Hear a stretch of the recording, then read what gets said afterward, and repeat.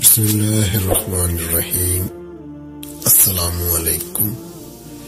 امید کرتا ہوں سارے دوست خیر و عافیت سے ہوں گے۔ دوستو، آپ میں سے لگ بھگ سبھی لوگوں نے حضرت خالد بن ولید کا نام تو سنا ہی ہوگا، کیونکہ حضرت خالد بن ولید کی گنتی نہ صرف اسلامی تاریخ کے بلکہ دنیا کے بھی سب سے بہادری جنگجوؤں میں کی جاتی ہے۔ حضرت خالد بن ولید ہی تاریخ کے وہ پہلے اور آخری انسان ہیں کہ جنہوں نے اپنی زندگی میں لگ بھگ 100 سے بھی زیادہ جنگیں لڑی تھی، اور ان ساری کی ساری جنگوں میں حضرت خالد بن ولید کو جیت نصیب ہوئی تھی۔ یعنی حضرت خالد بن ولید تاریخ کے وہ واحد جنگجو ہیں کہ جنہوں نے اپنی پوری زندگی ایک بھی جنگ نہیں ہاری تھی۔ آج کی اس تحریر میں ہم آپ کو اس بہادر جنگجو کی تاریخ سے جڑے ایک ایسے واقعے کے بارے میں بتائیں گے کہ جسے سن کر آپ سبھی لوگ حیران رہ جائیں گے، کیونکہ یہ تاریخی واقعہ نہ صرف بہت زیادہ ڈراؤنی بلکہ عجیب بھی ہے۔ حضرت خالد بن ولید سے جڑی اس ڈراؤنی اور انوکھی واقعے کے بارے میں بات کرنے سے پہلے ہم آپ کو یہ بتاتے چلیں کہ آپ میں سے زیادہ تر لوگ یہ بات تو جانتے ہی ہوں گے کہ مسلمانوں کے سب سے مقدس شہر مکہ میں اللہ کے نبی حضرت محمد صلی اللہ تعالی علیہ وآلہ وسلم کی پیدا ہونے سے پہلے زیادہ تر لوگ بتوں کی پوجا کیا کرتے تھے، یعنی پتھر اور آگ جیسی چیزوں کو اپنا خدا مانتے تھے۔ نہ صرف خدا مانتے تھے بلکہ ان پر جان دینے کے لیے بھی تیار رہا کرتے تھے۔ ویسے تو مکہ والوں کے بہت سارے دیوی دیوتا اور خدا موجود تھے، لیکن ان سب میں سے بھی جن 3 خداؤں کو وہ سب سے زیادہ مقدس مانا کرتے تھے، وہ 3 دیویاں تھیں کہ جن کو لات و منات اور عزا کے نام سے جانا جاتا تھا۔ مکہ میں کعبہ کے ساتھ ساتھ بہت ساری جگہ پر ان تینوں دیویوں کے بت موجود ہوا کرتے تھے۔ مکہ کی سب سے زیادہ مشہور ان تینوں دیویوں میں سے بھی ایک دیوی کہ جس کی وہ عزی کے نام سے جانا جاتا تھا۔ اس کا سب سے خاص اور سب سے بڑا مندر مکہ شہر سے باہر موجود تھا۔ یہ مندر مکہ شہر سے طائف شہر کی طرف جاتے ہوئے راستے میں اس جگہ پر موجود تھا کہ جس کو وادی نخلا کے نام سے جانا جاتا تھا۔ مکہ شہر سے دور موجود ہونے کے باوجود بھی ہر دن مکہ کے بہت سارے لوگ اس مندر میں نہ صرف پوجا کرنے کے لیے اکٹھے ہوا کرتے تھے بلکہ اپنی دیوی کے سامنے بہت سارے جانوروں کو قربانی کے طور پر بھی پیش کیا کرتے تھے۔ عرب ہسٹورینز کے مطابق یہ مشہور عزی کوئی عام انسان نہیں بلکہ ایک شیطان عورت یعنی چڑیل تھی، جس کا سایہ اس دور میں وادی نخلا میں موجود 3 ایسے خاص پیڑوں پر ہوا کرتا تھا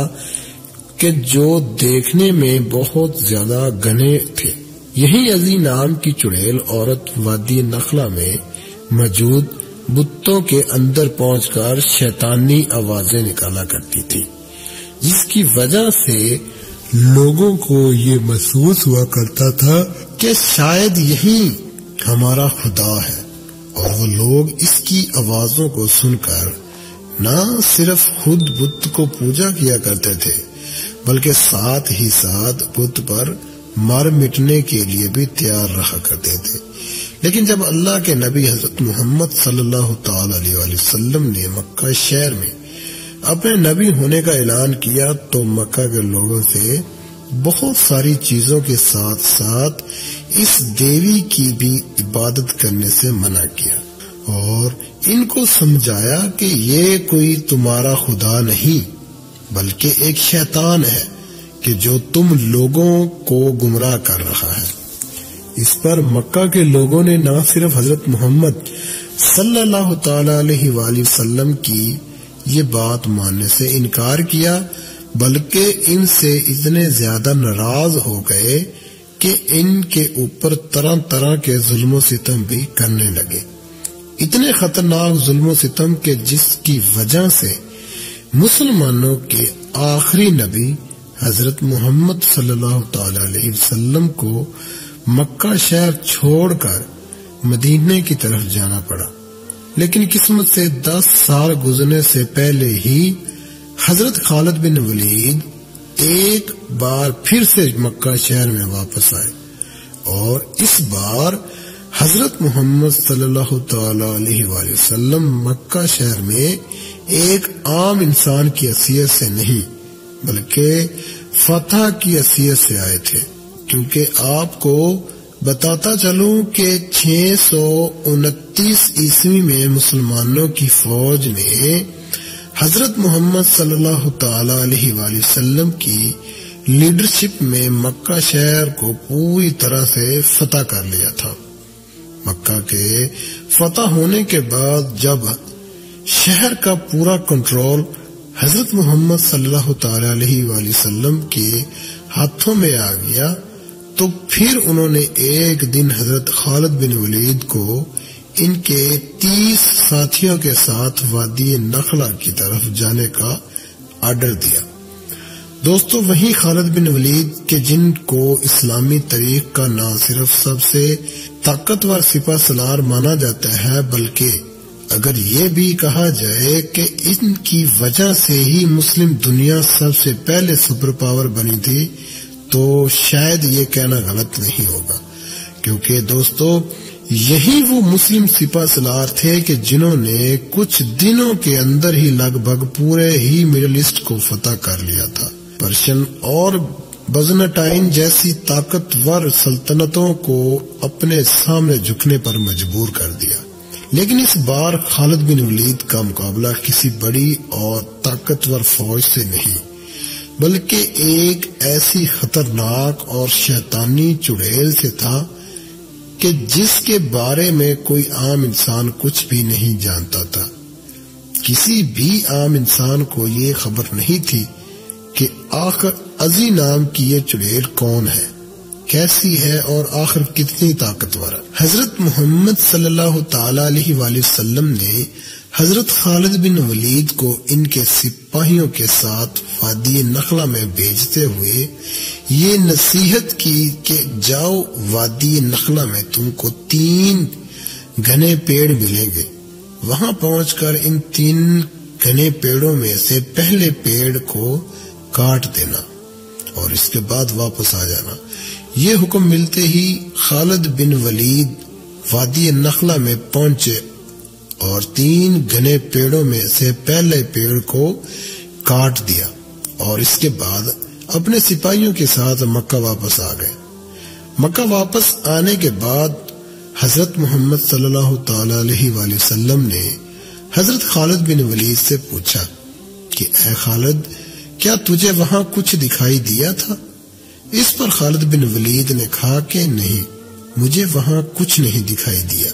اس پر حضرت محمد صلی اللہ تعالی علیہ وآلہ وسلم نے کہا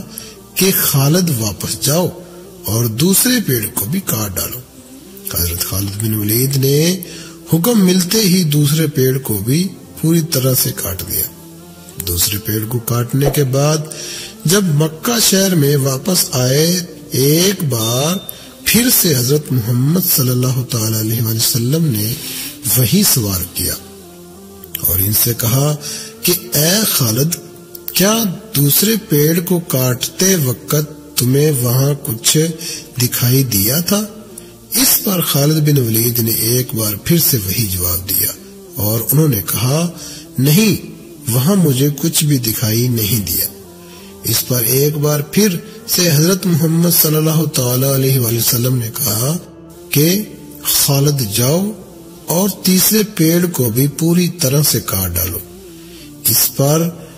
اس بار جب حضرت خالد بن ولید اور تیسرے اور آخری پیڑ کو کاٹنے کے ارادے سے وادی نخلا میں پہنچے تو وہاں پہنچ کر حیران رہ گئے، کیونکہ انہوں نے دیکھا کہ ایک چڑیل